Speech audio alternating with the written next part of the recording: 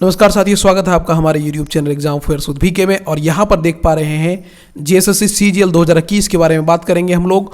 और ये लगातार हाई कोर्ट में बना हुआ है, इन्होंने अपनी उपस्थिति दर्ज कराई है। हमने पहले भी इस मामले को उठाया है और आप देख पा रहे हैं एज कटअप का मामला हो या खोटा सिलेबस या अन्य क्षेत्रीय भाषा का सिलेबस हो, सभी मामला में मैंने पहले वीडियो बनाया है। तो यहाँ पर अभी जो मामला बन रहा है वो ये है कि खोटा सिलेबस जो है उसके साथ खिलवाड़ किया जा रहा है और क्षेत्रीय भाषा, एक तरह से बोला जाए कि सभी क्षेत्रीय भाषा जो 9 क्षेत्रीय भाषा हैं सभी एक तरह से असमंजस की स्थिति में है कि उनके सिलेबस के साथ क्या होगा। जो JSSC CGL में इनका एग्जाम होने वाला है उसके बारे में, उसको लेकर के।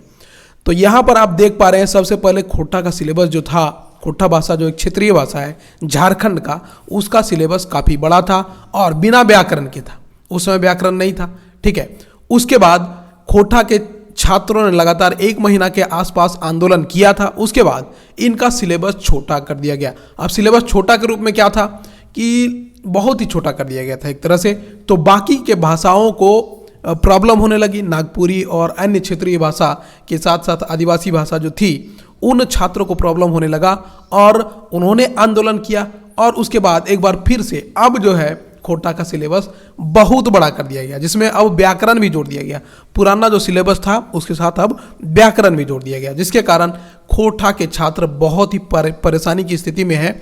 आप जानते हैं कि झारखंड में खोटा जो है बहुतायत मात्रा में बोली जाती है। 18 जिलों में लगभग ये भाषा है, ठीक है। तो अब देखते हैं किस तरह से सिलेबस के साथ खिलवाड़ हुआ था, आइए दिखाते हैं आपको। तो यहाँ पर देख पा रहे हैं आप, ये शुरुआती का सिलेबस है। जब स्टार्ट में जब वैकेंसी आया था उस समय जो खोटा का सिलेबस था वो इस प्रकार तक का था। मतलब यहाँ पर आप देख पा रहे हैं कि बहुत सारे बुक्स थे। यहाँ पर देख लीजिए, गद्य भाग में 3 बुक था, ठीक है। पद्य भाग में यहाँ पर 4 बुक और नाटक में भी 4 बुक। उसके बाद साहित्य की अन्य विधाएं जो है उसमें भी बहुत सारा चीज पढ़ना था, ठीक है। लेकिन उस समय व्याकरण वाला पार्ट नहीं था स्टार्टिंग में जब सिलेबस आया था। तो उसके बाद क्या होता है, उसके बाद जब खोटा के छात्र जो आंदोलन करते हैं उसके बाद सिलेबस बहुत ही छोटा हो जाता है। आइए देखते हैं वो सिलेबस क्या है। तो शुरू में आंदोलन के बाद जो खोटा का जो सिलेबस कम हुआ वो देखिए कितना था, इस प्रकार से था। इस प्रकार से इन्होंने जो JSSC ने अपना ये निकाला था नोटिस, और उसमें इस प्रकार से सिलेबस को काफ़ी छोटा कर दिया गया था। अब देख पा रहे हैं छायर में केवल 3 कहानी पढ़ना था, ठीक है। सोंद माटी में केवल 3 कहानी और निबंध में केवल 3 निबंध। इन तीनों बुक से, जहाँ पर तीनों किताब था वहाँ 3-3 कहानी सभी में से कर दिया गया। कविता को भी कम किया गया। अब यहाँ पर देखिए अजगर नाटक केवल 1 नाटक, 4 नाटक में से केवल 1 नाटक रहा और कविता को भी काफ़ी कम किया गया। और इसी कम सिलेबस को देखते हुए नागपुरी और अन्य भाषा के लोगों ने आंदोलन कर दिया। हालांकि इसमें व्याकरण ऐड किया गया था। और इसके आंदोलन के बाद क्या हुआ ये देखिए। आंदोलन के बाद फिर से एक बार सिलेबस को बड़ा कर दिया गया, जिसमें बहुत सारे बुक्स थे, शुरुआती वाला सिलेबस, और उसमें व्याकरण भी ऐड कर दिया गया। तो ये खिलवाड़ जो है खोटा भाषा के क्षेत्रों को झेलना पड़ा। JSSC का गलती बोले या कार्मिक विभाग का गलती बोले या झारखंड सरकार का गलती बोले, तो इस तरह से लगातार खोटा के छात्र और अन्य भाषा के छात्र भी असंतुलित है, बैलेंस्ड नहीं है, वे तैयारी नहीं कर पा रहे होंगे बिल्कुल ही। तो सरकार की गलती और कार्मिक प्रशासन की गलती जो है यहाँ पर सामने आ रही है, जिसमें ये लोग इस चीज़ को भुगत रहे हैं। तो अब होना क्या है, अब होना यह है कि कल यानी कि सोमवार को TRL विभाग में क्षेत्रीय भाषा के सिलेबस में समरूपता के लिए जो सभी 9 क्षेत्रीय भाषा है उनके HOD की मीटिंग होगी।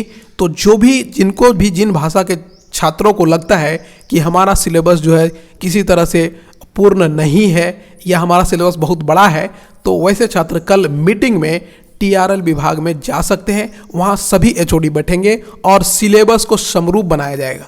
ये बहुत ही स्टार्टिंग में होना चाहिए था, लेकिन अब हो रहा है, कम से कम अब तो हो रहा है।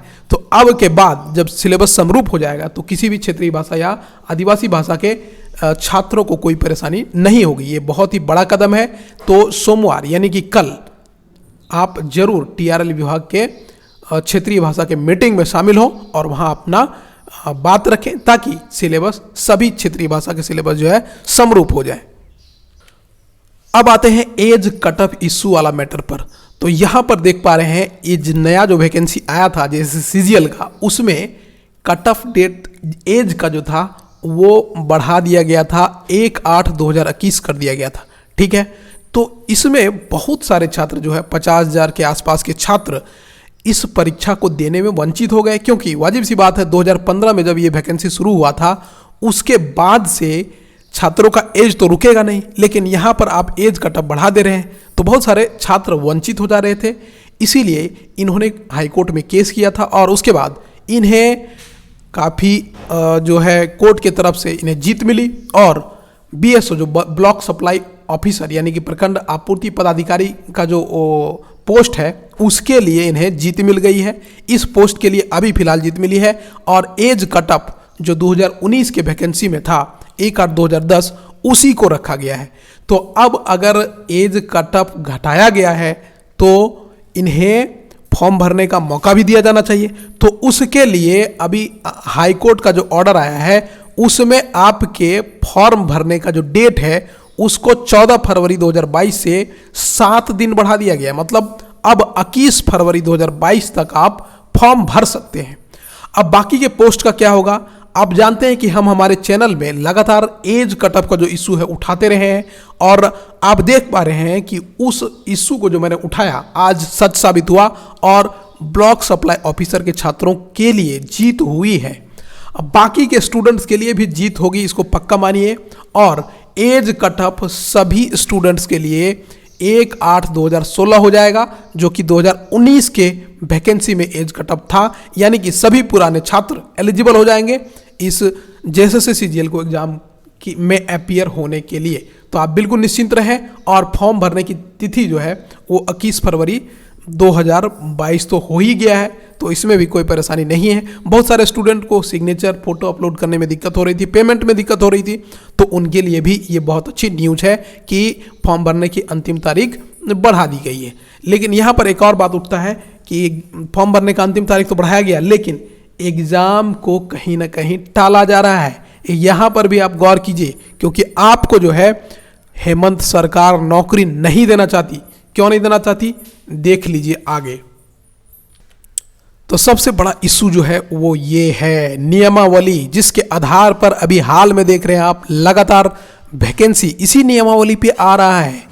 आप वैकेंसी देखिए, अभी टीचर की वैकेंसी जो आएगी उसमें भी 10th और 12th का जो ये कंडीशन है वो डाला गया है, जिसे हाई कोर्ट ने प्रारंभिक स्थिति में ही बोल दिया है कि ये असंवैधानिक है।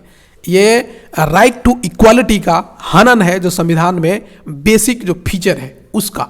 तो है क्या इसमें, इस नियमावली में? इसमें है कि रिजर्व कैटेगरी के स्टूडेंट्स अगर झारखंड के बाहर 10th और 12th करके भी इस फॉर्म में अप्लाई कर सकते हैं। जितने भी वैकेंसीज आ रहे हैं वो अप्लाई कर सकते हैं, लेकिन अनरिजर्व्ड कैटेगरी के स्टूडेंट्स जो रिजर्व कैटेगरी में नहीं आते हैं, यानी कि जो EWS BC OBC यानी कि BC1 BC2, ठीक है, SC ST, इसमें जो स्टूडेंट नहीं आता है यानी कि जो अनरिजर्व कैटेगरी में आता है, उस प्रकार के स्टूडेंट भले ही मूलवासी झारखंड के क्यों ना हो, वो अगर झारखंड से बाहर 10th 12th करता है तो वो फॉर्म को नहीं भर सकता है।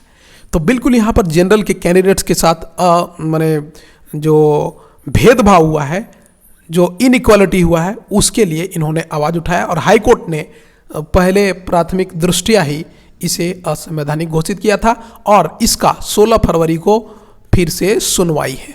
तो हो सकता है कि वहाँ पे जो आउटकम हो वो निराशाजनक हो, क्योंकि सरकार तो पहले से ही चाहती है कि वैकेंसी क्लियर ना हो, सरकार को नौकरी ना देना पड़े।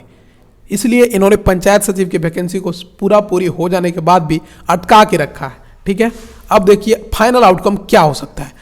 आप कितनों भी भाषा के लिए लड़ लें, खोट्ठा के लिए लड़ लें, कितनों भी एज के लिए लड़ लें, अगर सरकार की मंशा नहीं होगी नौकरी देने की, तो वे बिल्कुल इस प्रकार के नियमावली इश्यूज में आपको उलझाते रहेंगे। अभी आप देखें, अगर नियमावली कोर्ट में स्टैंड नहीं करता है, अगर कोर्ट में पारित नहीं होता है, हम चाहते हैं कि ऐसा ना हो, किसी तरह से इस मामले को सुलझा लिया जाए और वैकेंसी को रेक्टिफाई, नियमावली को तुरंत रेक्टिफाई किया जाए।